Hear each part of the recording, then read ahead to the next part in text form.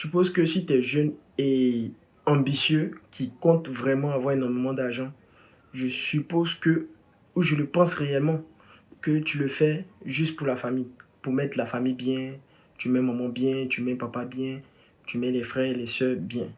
Est-ce que tu vois? Et c'est pour cela, c'est ça qui te motive vraiment à avoir plus. Et je me dis, je me disais, est-ce qu'il faut attendre d'avoir beaucoup avant de commencer à aider avec le peu qu'on a? Et à propos de cette question, aujourd'hui, j'ai reçu une très, très grande leçon de vie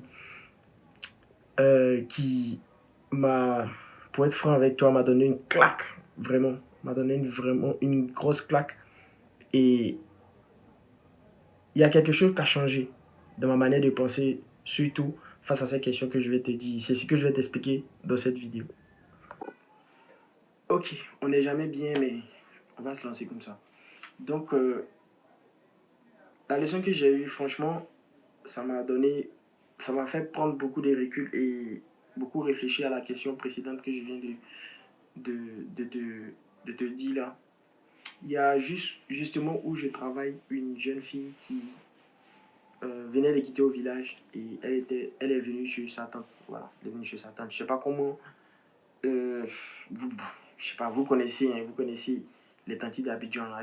Elles vont au village, comme elles ont besoin d'aide ménagère à la maison, elles vont raconter, je sais pas, des histoires au village, soit disant qu'elles vont prendre l'enfant, la cousine, l'enfant, la nièce pour l'envoyer la scolariser à Abidjan. Et on sait tous comment ça va se finir.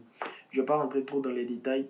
Vous savez, on le sait tous comment ça se passe. Mais la petite en question, c'est dans ce contexte-là, elle a quitté le village pour venir voilà, en ville, précisément à Abidjan où on est actuellement.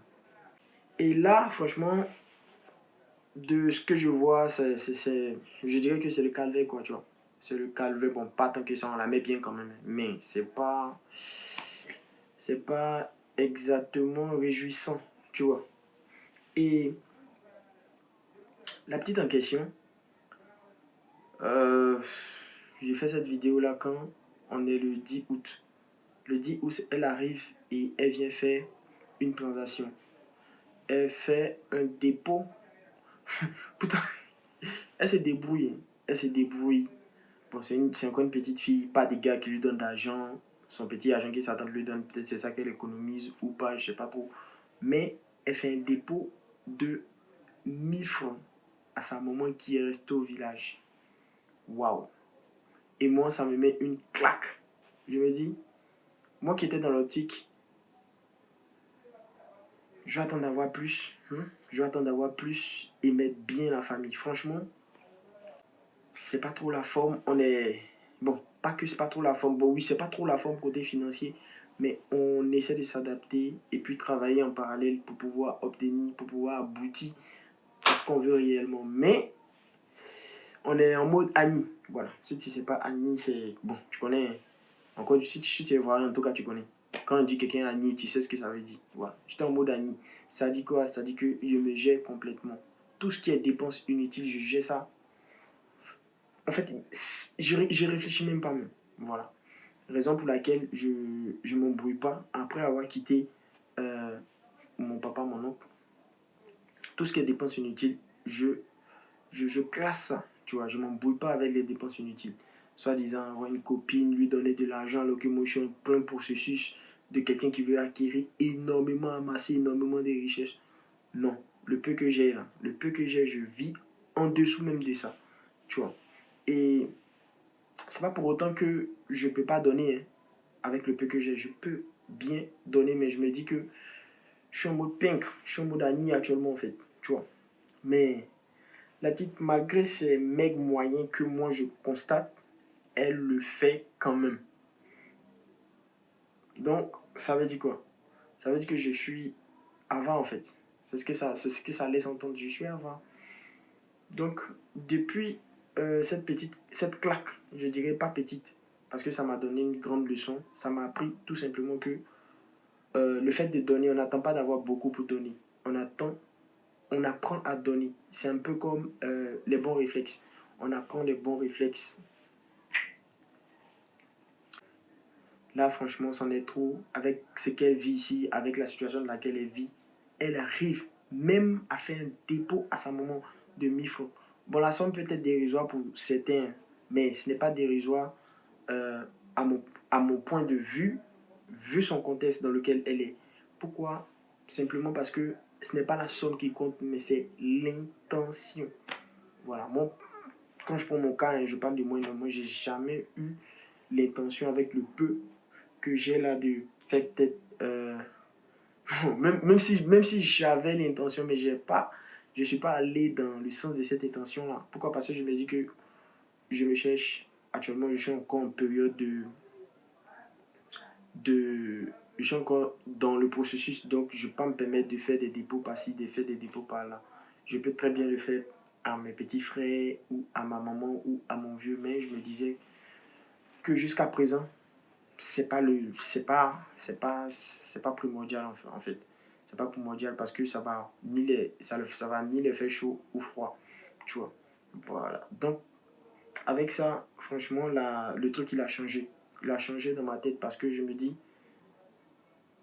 du moment où tu manifestes l'intention, du moment où tu es dans l'intention de donner, c'est ce qui est important en fait, quelle que soit la somme que tu donnes. Je dirais même qu'elle soit minime soit-elle, parce que ils connaissent ta situation, ils connaissent l'élément dans lequel tu es, ils connaissent ton, tes périodes dans lesquelles tu traverses actuellement, mais tu essaies, tu as l'intention de faire. Donc du coup, ça montre que tu es quelqu'un de bien, ça montre que eux comptent pour toi, quoi, tu vois. Voilà. Même si eux, ils sont pas dans la même posture que toi, tu vois. Parce que tu es à Abidjan, bon, si tu es à Abidjan, tu as chez toi, tu gagnes pas mal d'argent, tu te débrouilles, donc tu peux faire au moins ce geste-là. Donc, franchement, avoir l'intention, je pense que c'est bien plus que donner même. Pourquoi? Parce que quand tu as l'intention, même si tu es dans un contexte qui ne favorise pas, qui ne contribue pas à ce que tu donnes, le receveur, le destinataire en tout cas, se dira, franchement, il avait l'intention, c'est vraiment ce qui était important, quoi, tu vois.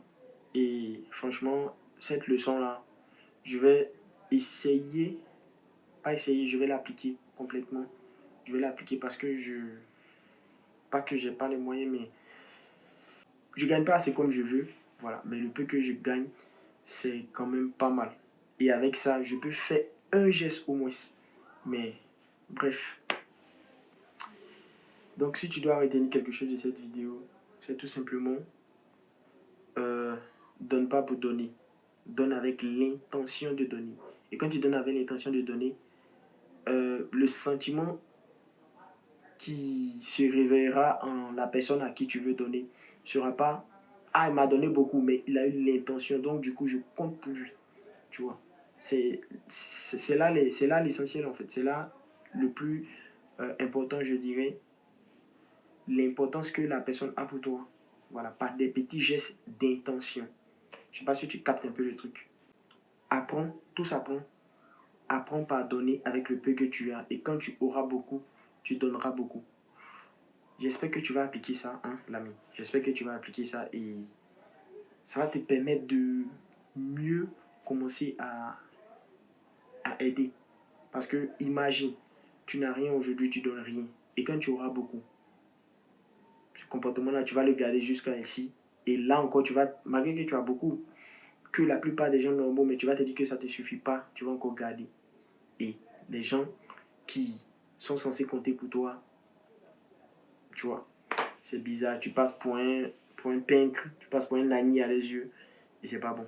Bon, c'est pas une histoire de me poser les agneaux, mais on connaît tous, voilà, c'est la famille, puisque moi-même je suis avec un petit agneau ici. Bref, donc tâche de retenir l'essentiel de cette vidéo, et puis essaie de l'appliquer. Je pense que ça développera une autre habitude, un autre bon réflexe pour toi vis-à-vis des personnes que tu aimes vraiment, vraiment. Sur ce, passe une bonne journée, une excellente soirée et tout. Et à la prochaine vidéo.